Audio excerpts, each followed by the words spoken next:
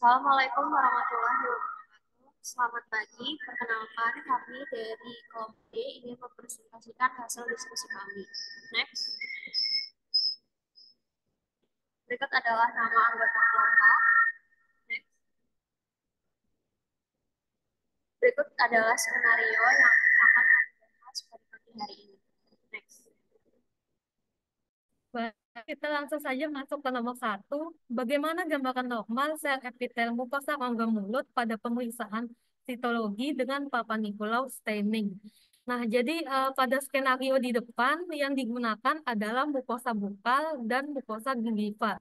Jadi di sini pada gambar sebelah kiri merupakan gambar sel epitelium bukal normal pada lapisan intermediate. Mukosa pipi atau bukal termasuk kategori lining mukosa dengan epitelium non-keratinisasi. Epitel mukosa bukal merupakan epitel yang paling tebal di dalam rongga mulut.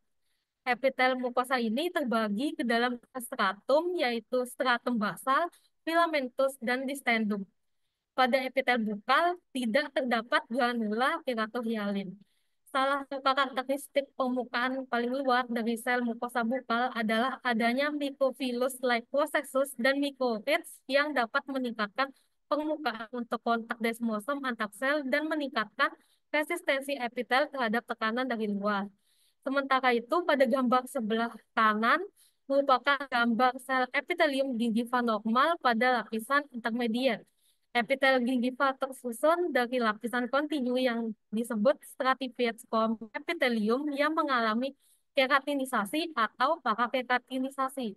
Sehingga secara histologi gingiva terdiri atas orthokeratinized stratified squamous epithelium dan parakeratinized stratified squamous epithelium dengan ketebalan sekitar 0,2 hingga 0,3 mm. Jenis sel utama epitel gingiva adalah keratinosit.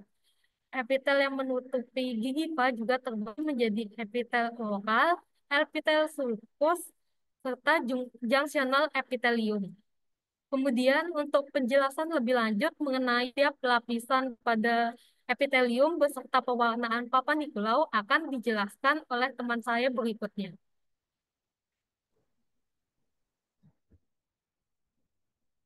Saya akan menjelaskan karakteristik masing-masing sel. Yang pertama dari sel superficial, berwarna oranye hingga merah muda, berbentuk poligonal, kadang bulat atau oval, dengan inti hipnotik atau kadang tanpa inti.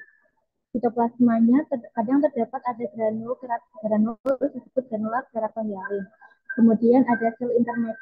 Oh ya, tadi perbandingan sitoplasmanya dengan inti selnya itu 1:10. Kemudian ada sel intermediate berwarna biru atau merah muda, berbentuk poligonal, bulat atau oval, dengan inti bulat atau oval. Perbandingan inti dengan sitoplasmanya yaitu 4:10. Kemudian ada sel basal dan parabasal. Sel basal itu sel ini berwarna biru hingga biru tua dengan berbentuk bulat atau oval dengan inti bulat atau oval. Untuk sel basal perbandingan inti dengan sitoplasmanya yaitu 8:10 dengan parabasal 8:10. Sel ini jarang terlihat pada histologi eksfoliasi karena letaknya yang dalam. Akan dilanjutkan oleh teman saya.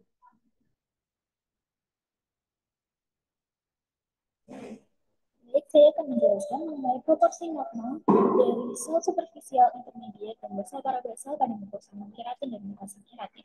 Pada mukosa non-keratin, persentase terbesar didukung oleh sel intermediate, yaitu 70,5% pada anak-anak dan 73,9% pada orang dewasa.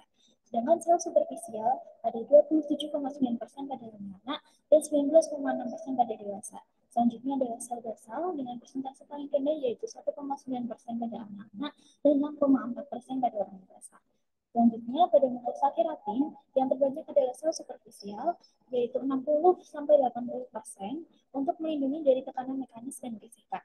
Selanjutnya ada sel intermediate dengan proporsi 19-30% dan paling rendah adalah sel basal parabasal yaitu di bawah 5% karena berada di lapisan paling dasar dan jarang terkelupas ke permukaan.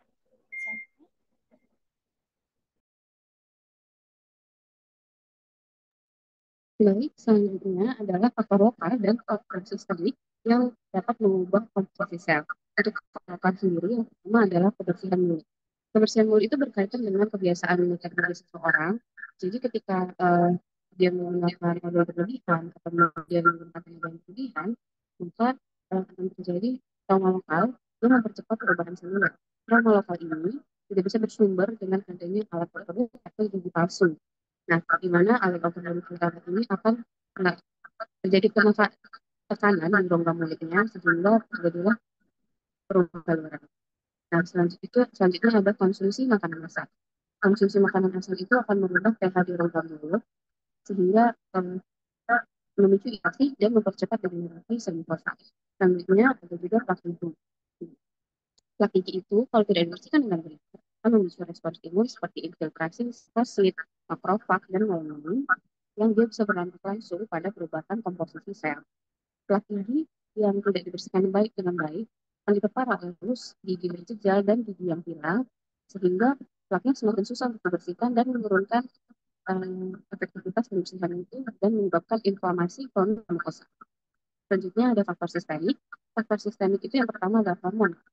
Hormon ini umumnya terjadi terutama pada perempuan, di mana dia terjadi selama pas, menstruasi, kehamilan, dan menopause. Nah, dia dapat meningkatkan vaskularisasi, sensitivitas jaringan, dan deformasi epitel sehingga mukosa lebih mudah mengalami inflamasi.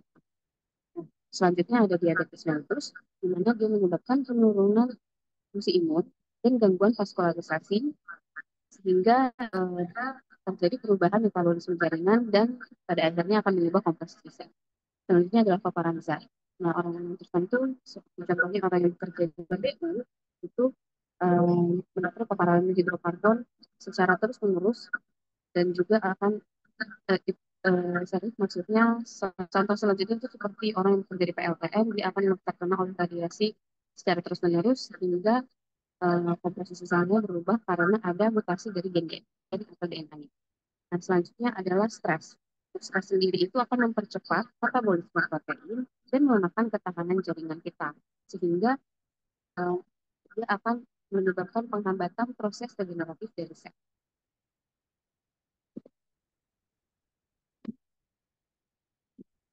Untuk kesimpulannya, yang pertama, sel superficial merupakan sel epitel matang berbentuk datar dan poligonal dengan sitoplasma eosinofilik atau basofilik yang luas, inti pignotik kecil, dan kadang mengandung granula keratohyalin atau vakuola.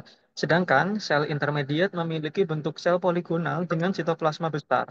Namun, dengan inti sel yang lebih besar dari sel superficial dan pada sel berkeratinisasi mengandung keratohyalin.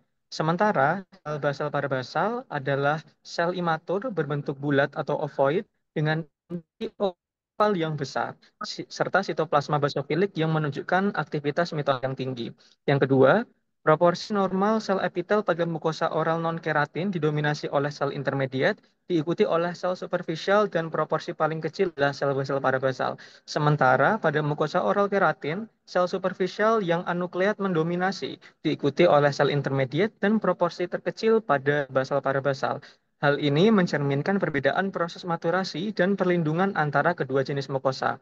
Yang ketiga, komposisi sel pada mukosa rongga mulut berubah akibat interaksi kompleks antara faktor lokal seperti kebersihan mulut yang buruk, trauma mekanik, dan paparan zat iritan, serta faktor sistemik seperti bahan hormonal, status hidrasi, kondisi medis, stres, defisiensi nutrisi, dan paparan zat kimia atau karsinogen, yang secara bersama-sama mempengaruhi proliferasi, diferensiasi, maturasi, dan juga desquamasi sel epitel.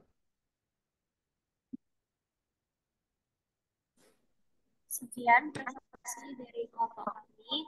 Wassalamualaikum warahmatullahi wabarakatuh.